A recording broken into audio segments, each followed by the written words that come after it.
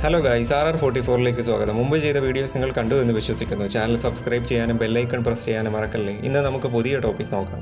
Formula 1 ലോക champion max Verstappen 4 തവണ ലോക ചാമ്പ്യനാണ് അദ്ദേഹം. ഫോർമുല 1 ചരിത്രത്തിലെ ഏറ്റവും പ്രായം കുറഞ്ഞ ഗ്രാൻഡ് പ്രീ വിന്നർ. റെക്കോർഡുകൾ ഒട്ടനവധി. വരൂ ഗൈസ്, നമുക്ക് മാക്സ് വെർസ്റ്റാപ്പനെ പറ്റി നോക്കാം. ഹാസൽറ്റിൽ ജനിച്ച് മാസയിൽ വളർന്ന മാക്സ് വെർസ്റ്റാപ്പൻ ഡച്ച് മുൻ ഫോർമുല 1 ഡ്രൈവർ ജോസ് വെർസ്റ്റാപ്പൻ്റെയും ബെൽജിയം മുൻ കാർ റേസർ സോഫി കുമ്പൻ്റെയും മകനാണ്.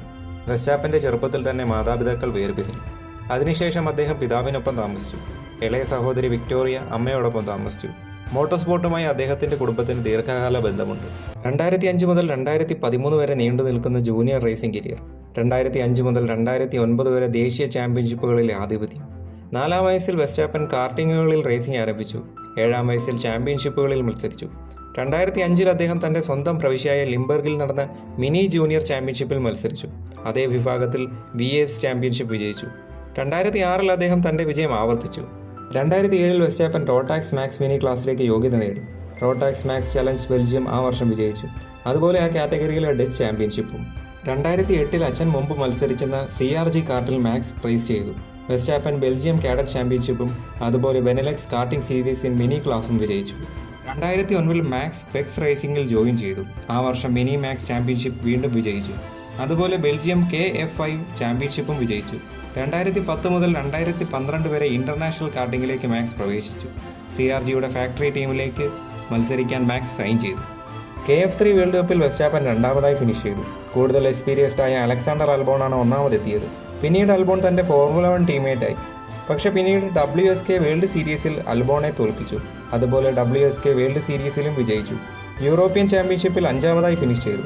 WSK നേഷൻസ് കപ്പ്, ബ്രിഡ്ജസ്റ്റോൺ കപ്പ് എന്നിവയും മാക്സ് വിജയിച്ചു. 2011 WSK യൂറോ സീരീസിൽ വിജയിച്ചു. എസ്റ്റബാൻ ഒക്കോണിനെയാണ് തോൽപ്പിച്ചത്. പാരലാപ്പ് അവാർഡ് CRG കാർട്ടിലാണ് റേസ് ചെയ്തത്. 2011 വെർസ്റ്റാപ്പന് നല്ല വർഷമായിരുന്നില്ല. യൂറോപ്യൻ ചാമ്പ്യൻഷിപ്പിൽ 14-ാമതായി. അതുപോലെ വേൾഡ് കപ്പിൽ ചാൾസ് ലെക്ലെയർക്കായി കൂട്ടിമുട്ടി പുറത്തായി. അതിനുശേഷം രണ്ടുപേരും നൽകിയ ഇൻ്റർവ്യൂ ഇപ്പോഴും വൈറലാണ്. 2012 മാക്സ് ഇൻട്രപ്രഡ് ഡൈവർ പ്രോഗ്രാമിൽ ജോയിൻ ചെയ്തു. KF2 KZ2 ക്ലാസ്സുകളിൽ മത്സരിക്കാൻ വേണ്ടി.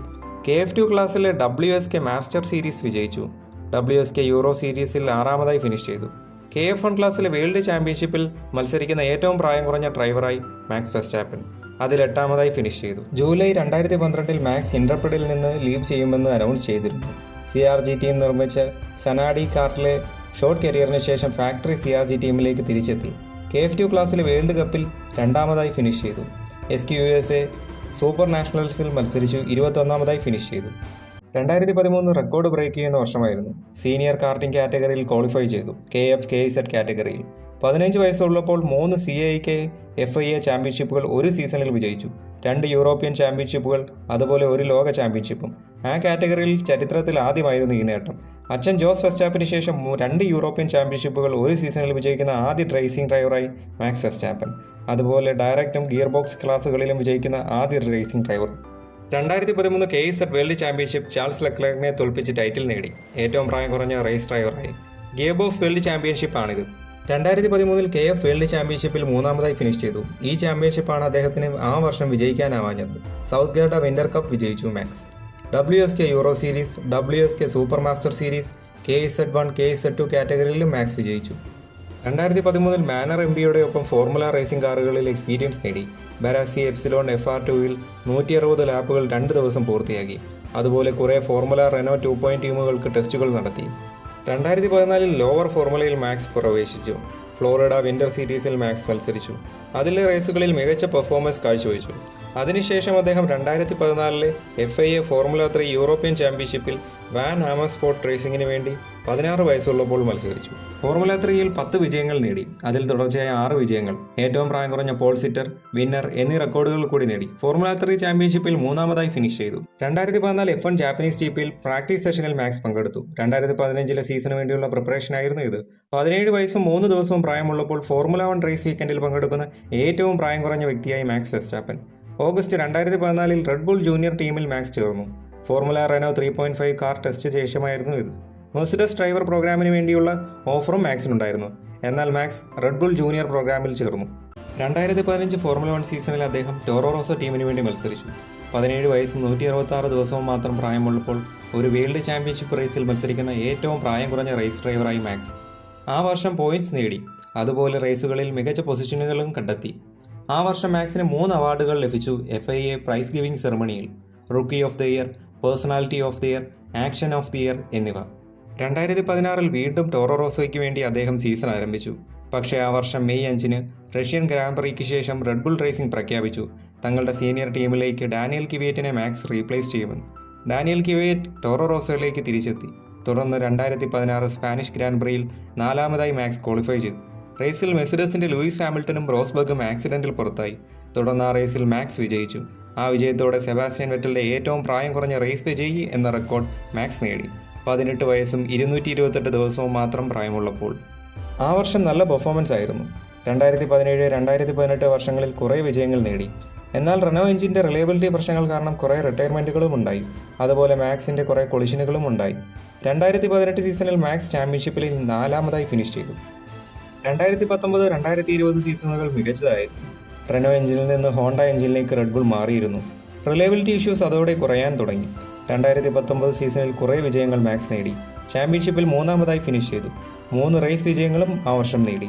2020 സീസണിൽ 2 വിജയങ്ങളും 11 പോഡിയമുകളും 1 പോൾ പൊസിഷനും 3 ഫാസ്റ്റസ്റ്റ് ലാപ്പുകളും നേടി. ചാമ്പ്യൻഷിപ്പിൽ മാക്സ് 3ാമതായി ഫിനിഷ് ചെയ്തു. 2021 സീസൺ പുതിയ റെഗുലേഷന് മുമ്പുള്ള അവസാനത്തെ സീസണായിരുന്നു. മെഴ്സിഡസ് ടീമിൻ്റെ ഡോമിനൻസ് കുറഞ്ഞു വരികയായിരുന്നു. കൂടാതെ സെർജിയോ പെരസിൻ്റെ റെഡ് ബുൾ പ്രവേശനവും റെഡ് ബുൾ ടീമിന് കരുത്തു നൽകി. ആ സീസണിൽ മെഴ്സിഡസിൻ്റെ ഹാമിൽട്ടനുമായി വളരെ വലിയ മത്സരമായിരുന്നു. ഓരോ ഗ്രാൻഡ് പ്രികളും ഇരുവരും മാറി മാറി വിജയിച്ചു. അവസാന റേസായ അബുദാബി GP മുമ്പ് 2 പേർക്കും ഒരേ പോയിന്റ് ആയിരുന്നു. തുടർന്ന് ആ റേസിൽ നാടകീയ രീതിയിൽ മാക്സ് വെർസ്റ്റാപ്പൻ ചാമ്പ്യനായി. അതോടെ മെഴ്സിഡസിന്റെ ഡോമിനൻസ് അവസാനിച്ചു. 2022 സീസൺ പുതിയ റെഗുലേഷൻസ് ആയിരുന്നു. റെഡ് ബുള്ളിന്റെ ചീഫ് ഡിസൈനറായ എഡ്രിയാനോ മാജിക് വർക്കൗട്ടായി. 33 എന്ന നമ്പറിൽ നിന്ന് മാക്സ് 1ാം നമ്പറാക്കി. ആ സീസണിൽ മാക്സ് ചാമ്പ്യനായി, കുറേ വിജയങ്ങളും പോൾ പൊസിഷനുകളും നേടി. 2023 സീസണിൽ റെഡ് ബുൾ വളരെ സുപ്പീരിയർ ആയിരുന്നു. ആ സീസണിൽ ഭൂരിഭാഗവും വിജയങ്ങളും മാക്സ് സ്വന്തമാക്കി, 3 തവണ ചാമ്പ്യനായി. 2024 സീസൺ റെഡ് ബുൾ ടീമിന് അത്ര മികച്ചതല്ലായിരുന്നു. ചീഫ് ഡിസൈനറായ എഡ്രിയാനോയി ടീമിൽ നിന്ന് പുറത്തു പോകുന്നത് പ്രഖ്യാപിച്ചു. ടീമിലെ കുറേ മാറ്റങ്ങളുമൊക്കെ ആയപ്പോൾ ടീം പെർഫോമൻസ് താഴേക്ക് പോയി.